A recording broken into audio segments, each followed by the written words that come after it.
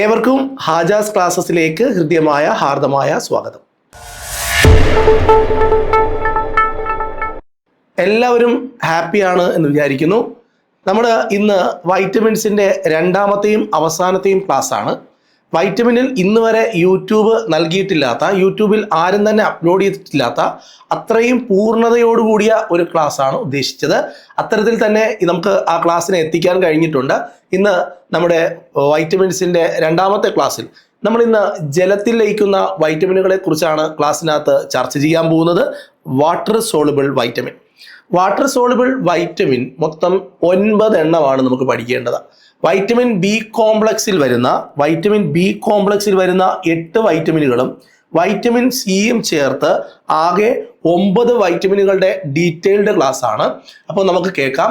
വൈറ്റമിനുകളെ കുറിച്ചുള്ള ആദ്യത്തെ ക്ലാസ്സിൽ നമ്മൾ 4 വൈറ്റമിനുകൾ ഭയങ്കര ഡീറ്റെയിൽഡ് ആയിട്ട് ഓരോ വൈറ്റമിൻ കണ്ടെത്തിയ ആളടക്കം എല്ലാ കാര്യങ്ങളും നമ്മൾ പഠിച്ചിട്ടുണ്ട്.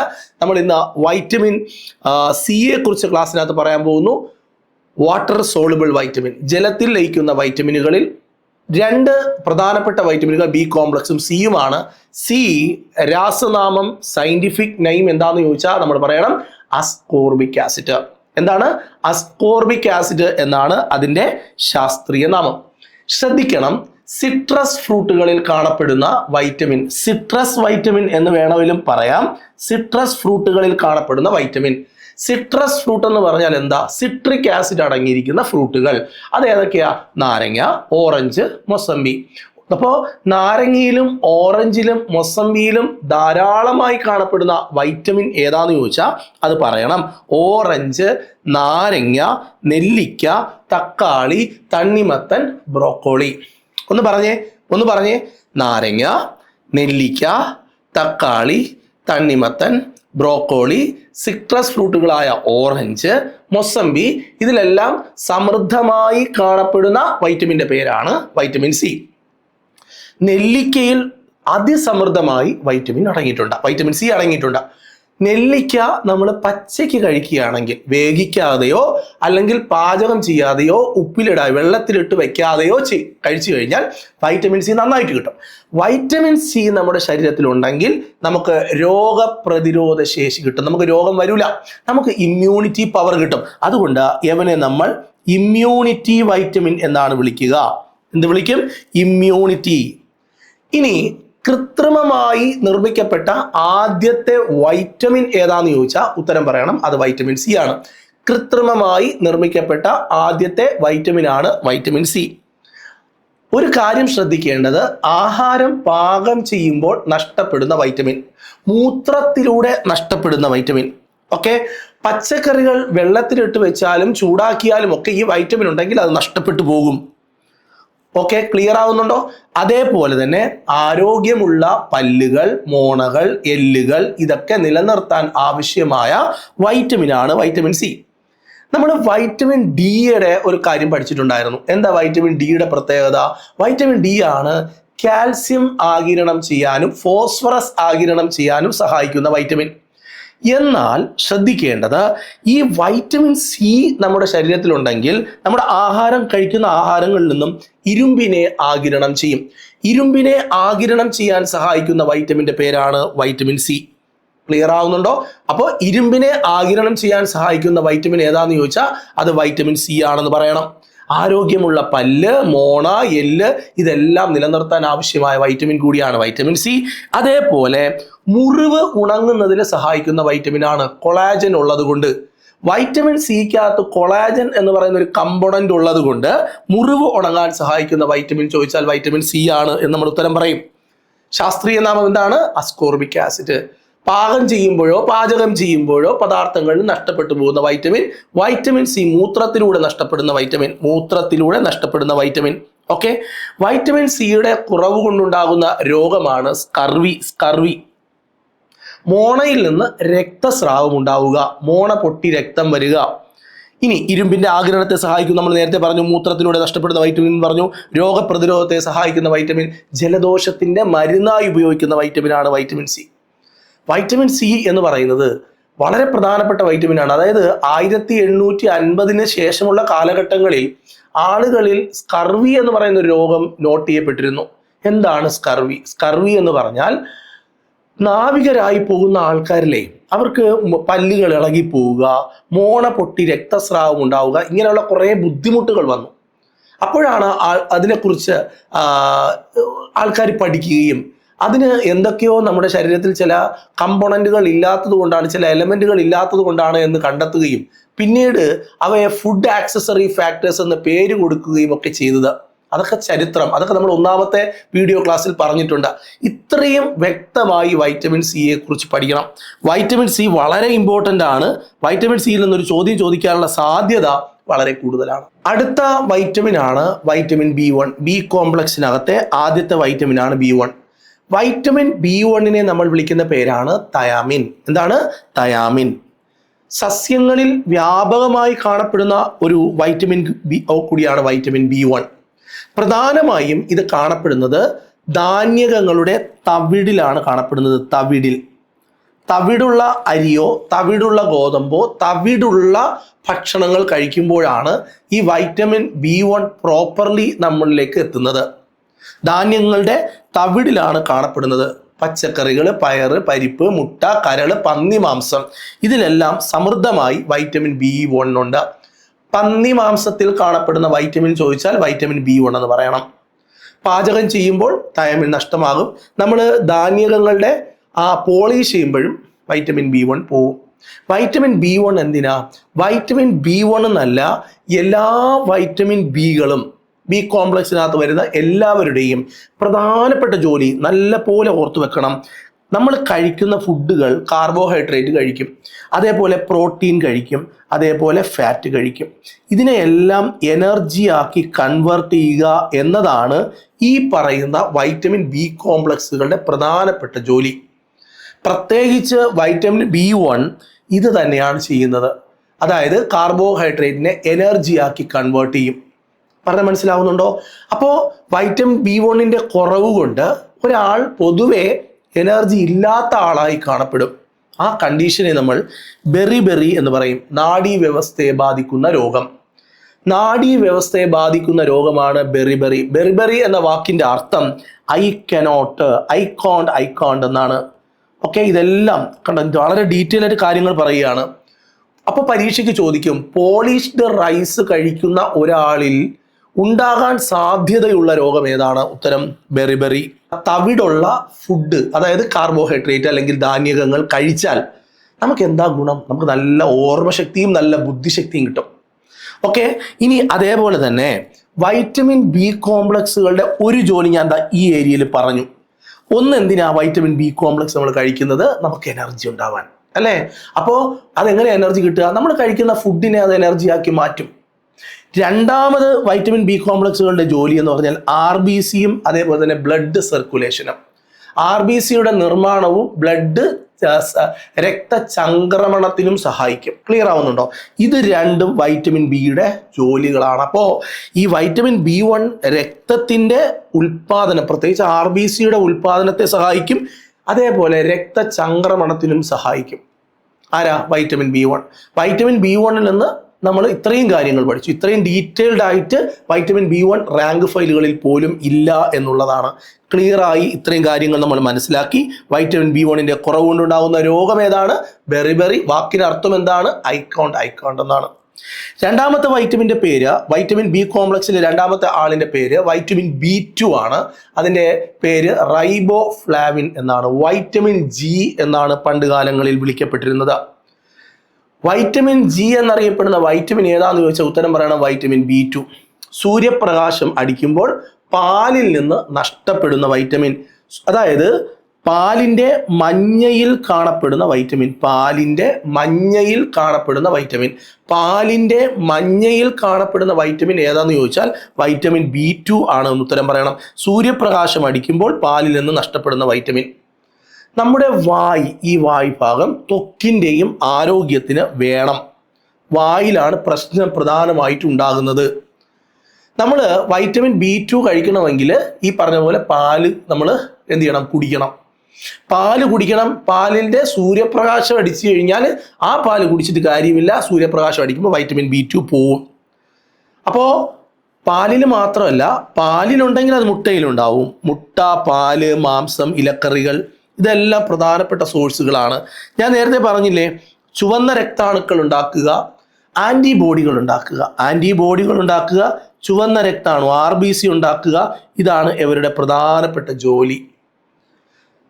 വൈറ്റമിൻ സി പറഞ്ഞപ്പോൾ ഒരു കാര്യം പറയാൻ വിട്ടുപോയി. പാലിലും മുട്ടയിലും ഇല്ലാത്ത വൈറ്റമിൻ സി ആണ്. പാലിലും മുട്ടയിലും ഇല്ലാത്ത വൈറ്റമിൻ സി ആണ്. ഓക്കെ, ഇനി വൈറ്റമിൻ B2ന്റെ അപര്യാപ്തത രോഗങ്ങൾ അരിബോഫ്ലാവിനോസിസ്, ആംഗുലാർ സ്റ്റൊമാറ്റിസ്, ഇത് രണ്ടും. അതായത് ഈ ചുണ്ടുകളുടെ വക്കുകളിൽ പൊട്ടലുണ്ടാവുക, വ്രണം വരിക, ചുണ്ടുകൾ വരണ്ടു പോവുക, വായ്ക്കകത്ത് ചുണ്ടിനകത്തൊക്കെ പൊള്ളിയിരിക്കുക, ഭക്ഷണം കഴിക്കാൻ പറ്റാത്ത അവസ്ഥയിൽ വായുടെ അകവും കവിളിൻ്റെ ഈ സൈഡിലൊക്കെ ഒരു വെളുത്ത ഒരു പാട് പോലെ മുറിവുണ്ടാവുക, ഇതൊക്കെ വൈറ്റമിൻ B2ന്റെ കുറവ് കൊണ്ടുണ്ടാകുന്ന രോഗമാണ്. PSC അത് ചോദിച്ചിട്ടുണ്ട്. റാങ്ക് മേക്കിംഗ് ക്വസ്റ്റ്യൻ ആണ്. പഠിക്കണം. അപ്പോൾ ആൻറ്റിബോഡികളുടെ നിർമ്മാണത്തിനും RBCയുടെ നിർമ്മാണത്തിനും അത്യന്താപേക്ഷിതമായ വൈറ്റമിനാണ് വൈറ്റമിൻ B2. ക്ലിയർ ആണ്. വൈറ്റമിൻ B2നോട് നമ്മൾ ഇവിടെ പറഞ്ഞ് വൈറ്റമിൻ B3 എത്തി. വൈറ്റമിൻ B3 നിക്കോട്ടിനിക് ആസിഡ് എന്നോ അല്ലെങ്കിൽ നിയാസിൻ എന്നോ പേരിൽ അറിയപ്പെടും. നിക്കോട്ടിനിക് ആസിഡ് എന്നോ അല്ലെങ്കിൽ നിയാസിൻ എന്ന പേരിലോ അറിയപ്പെടും. ഇനി മത്സ്യം, ധാന്യം, പച്ചക്കറികൾ, ഇലക്കറികൾ ഇതിലെല്ലാം വൈറ്റമിൻ B3 ഉണ്ട്. നമ്മുടെ ശരീരത്തിലെ കാർബോഹൈഡ്രേറ്റിനെ എനർജി ആക്കുന്ന ജോലിയാണ് അവനുള്ളത്. ലൈംഗിക ഹോർമോണുകൾ നിർമ്മിക്കാൻ അത്യാവശ്യം. എന്താണ്? ലൈംഗിക ഹോർമോണുകൾ ഉൽപ്പാദിപ്പിക്കാൻ ആവശ്യം. ലൈംഗിക ഹോർമോണുകളുടെ ഉൽപ്പാദനത്തിന് വൈറ്റമിൻ B3 വേണം. ഓർമ്മശക്തി വർദ്ധിക്കാനും രക്തചംക്രമണം വർദ്ധിക്കാനും ആവശ്യമാണ്. ഇതിൻ്റെ കുറവ് കൊണ്ടുണ്ടാകുന്ന രോഗമാണ് പെല്ലഗ്ര. പെല്ലഗ്ര എന്ന് പറഞ്ഞാൽ പ്രകാശം നമ്മുടെ ശരീരത്തിൽ ഏൽക്കുന്ന ഭാഗം ഭയങ്കരമായിട്ട് വരണ്ടു പോകും. ഈ രോഗത്തെ വിളിക്കുന്ന പേരാണ് പെല്ലാഗ്ര. അപ്പം എന്താണ് പെല്ലാഗ്ര എന്ന് ചോദിച്ചാൽ പറയണം, സൂര്യപ്രകാശം ഏൽക്കുന്ന ഭാഗം വരണ്ടു പോകുന്ന കണ്ടീഷനെയാണ് പെല്ലാഗ്ര എന്ന് പറയുന്നത്. വൈറ്റമിൻ B3, രാസനാമം നിയാസിൻ, നിക്കോട്ടിനിക് ആസിഡ്. ഇനി ഉപാപചയ പ്രവർത്തനങ്ങൾക്ക് അത്യാവശ്യം, ലൈംഗിക ഹോർമോണുകൾ ഉൽപ്പാദിപ്പിക്കാൻ ആവശ്യം, ഓർമ്മശക്തി കൂടാനും അതേപോലെ രക്തചംക്രമണം വർദ്ധിക്കാനും ഒക്കെ ആവശ്യമാണ്. ഇതിൻ്റെ കുറവ് കൊണ്ടുണ്ടാകുന്ന രോഗമാണ് പെല്ലാഗ്ര. പ്രകാശമേൽക്കുന്ന ഭാഗം, ത്വക്കിൻ്റെ ഭാഗം വരണ്ടു പോകുന്ന കണ്ടീഷനെയാണ് വൈറ്റമിൻ B3യുടെ കുറവ് കൊണ്ടുണ്ടാകുന്ന രോഗം പെല്ലാഗ്ര എന്ന് പറയുന്നത്. വൈറ്റമിൻ B3യെ നമ്മൾ 3Ds ഡിസീസ്, ചില പുസ്തകങ്ങളിലൊക്കെ 4Ds എന്ന് പറയാറുണ്ട്. പെല്ലഗ്രയെ സാധാരണയായി ഇത് PSC ചോദിച്ചിട്ടുണ്ട്. റാങ്ക് മേക്കിംഗ് ക്വസ്റ്റ്യൻ ആണ്. 3Ds ഡിസീസ് എന്നറിയപ്പെടുന്നത് ഏതാന്ന് ചോദിച്ചാൽ നമ്മൾ ഉത്തരം പറയണം, അത് പെല്ലാഗ്രയാണ്. എന്താണ് ഈ 3Ds എന്ന് പറഞ്ഞാൽ? 3 Dകൾ എന്നാണ്. 3 Dകൾ എന്നാണ്. ഫസ്റ്റത്തെ D എന്താ? ഡെർമറ്റൈറ്റിസ്. അതായത് ഈ ഒരു പെല്ലഗ്ര വന്നു കഴിഞ്ഞാൽ, പെല്ലഗ്ര എന്ന് പറഞ്ഞാൽ ഒന്ന് D. ഡെർമറ്റൈറ്റിസ് എന്ന് പറഞ്ഞാൽ എന്താ? ത്വക്കുമായി ബന്ധപ്പെട്ട രോഗങ്ങൾ, ത്വക്കിനകത്തുണ്ടാകുന്ന പ്രശ്നങ്ങൾ. സൂര്യപ്രകാശം അടിക്കുന്ന ഭാഗം കറുത്തു പോവുക, പൊട്ടുക, ചൊറിച്ചിലുണ്ടാവുക, വേദന ഉണ്ടാവുക, കഴുത്തിന് ചുറ്റും പാടുകൾ വരിക. അതേപോലെ അടുത്ത D എന്തോന്നാ? ഡയറിയ, വയറിളക്കം, ദഹന പ്രശ്നങ്ങൾ, ഛർദി, ഇതൊക്കെ ഉണ്ടാവുക. അടുത്തത് ഡിമെൻഷ്യ, ഓർമ്മക്കുറവ്, ആശയക്കുഴപ്പം. ഡിമെൻഷ്യ എന്ന് പറഞ്ഞു കഴിഞ്ഞാൽ ഓർമ്മക്കുറവ്, ആശയക്കുഴപ്പം, ഇതൊക്കെ ഉണ്ടാവുക. ഇതെല്ലാം വൈറ്റമിൻ B3യുടെ കുറവ് കൊണ്ടുണ്ടാകുന്ന രോഗങ്ങളാണ്. അടുത്തത് വൈറ്റമിൻ B5, രാസനാമം പെൻറ്റാത്തനിക് ആസിഡ് എന്നാണ്. ഇത് വളരെ ഇമ്പോർട്ടൻ്റ് ആവുന്നത്, ഇതിനകത്തുനിന്നൊരു ചോദ്യം ചോദിക്കും, ആൻറ്റി സ്ട്രെസ് വൈറ്റമിൻ എന്നറിയപ്പെടുന്നത് ഏതാണ്? സ്ട്രെസ് കുറയ്ക്കാൻ, നമ്മുടെ മാനസിക സമ്മർദ്ദം കുറയ്ക്കാൻ വേണ്ടി കഴിക്കുന്ന ഒരു വൈറ്റമിനാണ്. നമുക്ക് മാനസിക സമ്മർദ്ദം ഉണ്ടെങ്കിൽ വൈറ്റമിൻ B കോംപ്ലക്സ് കഴിക്കണം. വൈറ്റമിൻ B5 അതിനകത്ത് ആക്ട് ചെയ്യും. ക്ലിയർ ആവുന്നുണ്ടോ? സ്റ്റിറോയിഡായി പ്രവർത്തിക്കുന്ന വൈറ്റമിൻ ഏതെന്ന് PSC ചോദിക്കും. അപ്പോൾ വൈറ്റമിൻ Dയുടെ പേര് പറയണം. ഇവിടെ ആൻറ്റി സ്ട്രെസ് ഹോർമോൺ ഏതെന്ന് ചോദിച്ചാൽ ഉത്തരം പറയണം, അത് വൈറ്റമിൻ B5 ആണ്. മുട്ട, പാല്, കരള്, ഈസ്റ്റ്, കൂണ്, പയറുവർഗ്ഗങ്ങൾ ഇതിലെല്ലാം ധാരാളമായി കാണപ്പെടും. ഓക്കെ, അതേപോലെ ഹോർമോണുകളുടെ ഉൽപ്പാദനത്തിനും അതേപോലെ ഹീമോഗ്ലോബിനും HB, അതേപോലെ ഹോർമോണുകളുടെ ഉൽപ്പാദനത്തിനുമൊക്കെ വളരെ അത്യാവശ്യമായ വൈറ്റമിനാണ് വൈറ്റമിൻ B5. വൈറ്റമിൻ B5ൻ്റെ കുറവ് കൊണ്ടാണ് ബേണിംഗ് ഫീറ്റ് സിൻഡ്രോം വരുന്നത്. കാലിൻ്റെ ഉള്ളം കാല് കുത്തുന്നത് പോലെ തോന്നും. രാത്രിയിൽ കൂടുതൽ ബുദ്ധിമുട്ടുണ്ടാവും, മരവിക്കൽ, വിറയൽ, ഇതെല്ലാം ഉണ്ടാകുന്ന ഒരു സിൻഡ്രോമാണ് ബേണിംഗ് ഫീറ്റ് സിൻഡ്രോം എന്നറിയപ്പെടുന്നത്. പെൻഡാത്തനിക് ആസിഡ് ആൻറ്റി സ്ട്രെസ് ഹോർമോൺ എന്നറിയപ്പെടും. ഹോർമോണുകളുടെ ഉൽപ്പാദനം, ഹീമോഗ്ലോബിൻ്റെ ഉൽപ്പാദനം, ഇതിനെല്ലാം അത്യന്താപേക്ഷിതമായ വൈറ്റമിൻ്റെ പേരാണ് വൈറ്റമിൻ B5. അടുത്തത് vitamin B6. Vitamin B6 രാസനാമം pyridoxine. പച്ചക്കറികൾ, മാംസം, ധാന്യങ്ങൾ, വാഴപ്പഴം, ഗോതമ്പ്. ശ്രദ്ധിക്കണം, പച്ചക്കറികൾ, മാംസം, ധാന്യങ്ങൾ, വാഴപ്പഴം, ഗോതമ്പ്, ഇതിലെല്ലാം ഇതടങ്ങിയിട്ടുണ്ട്. സ്ത്രീകളിൽ ഉണ്ടാകുന്ന ഹോർമോൺ വ്യതിയാനങ്ങളെ നിയന്ത്രിക്കുന്നു. മാനസികം, സ്ത്രീകൾക്കുണ്ടാകുന്ന പ്രശ്നങ്ങളുണ്ടല്ലോ, അവിടെയൊക്കെ ഇത് നമുക്ക് ഈ ഒരു വൈറ്റമിൻ ആക്ട് ചെയ്യുന്നുണ്ട്. അതായത് ഇപ്പോൾ ഫോർ എക്സാമ്പിൾ പീരിയഡ്സ് ഒക്കെ വരുന്ന സമയത്ത് സ്വാഭാവികമായും സ്ത്രീകളിലൊരു മാനസിക സംഘർഷം, മാനസിക പിരിമുറുക്കമൊക്കെ ഉണ്ടാവും.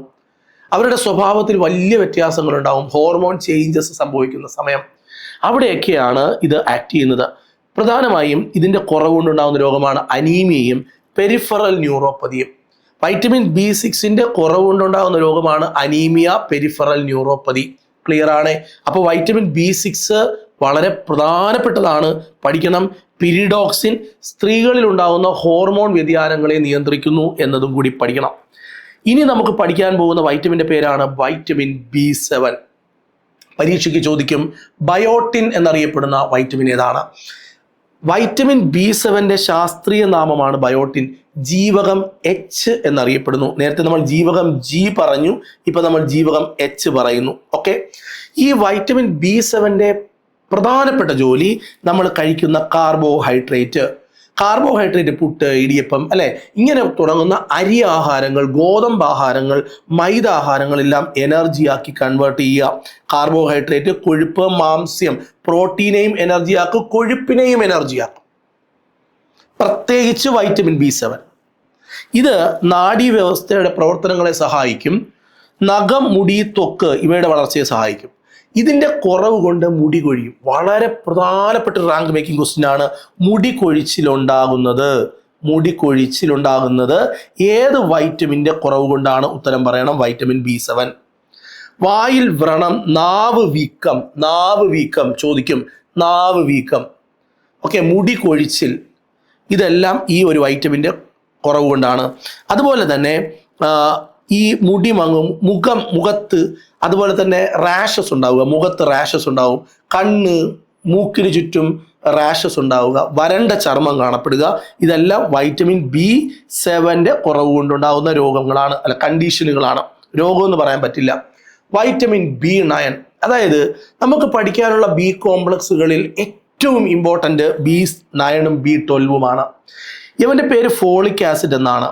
സാധാരണ വൈറ്റമിനുകൾ, ശ്രദ്ധിക്കണം, സാധാരണ വൈറ്റമിനുകൾ B കോംപ്ലക്സുകൾ ശരീരത്തിൽ ശേഖരിക്കപ്പെടുന്നവരല്ല. ശരീരത്തിൽ ശേഖരിക്കപ്പെടുന്ന B കോംപ്ലക്സ് ഏതാണെന്ന് ചോദിക്കുകയാണെങ്കിൽ നമുക്ക് B9 പറയാം. ഓക്കെ, ഇതിനകത്ത് ഏറ്റവും ഇതിനെ ഇമ്പോർട്ടൻ്റ് ആക്കുന്നത് B9 എന്ന് കേട്ടാൽ തന്നെ നിങ്ങൾ ആദ്യം പറയേണ്ടത് RBC എന്നാണ്.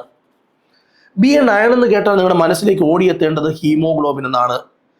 B9 നിങ്ങളുടെ മനസ്സിൽ എത്തിക്കഴിഞ്ഞാൽ നിങ്ങൾ ആദ്യം ഓർമ്മിച്ച് വെക്കേണ്ടത് RNA, DNA എന്നാണ്. ഇത് മറന്നു പോകരുത്.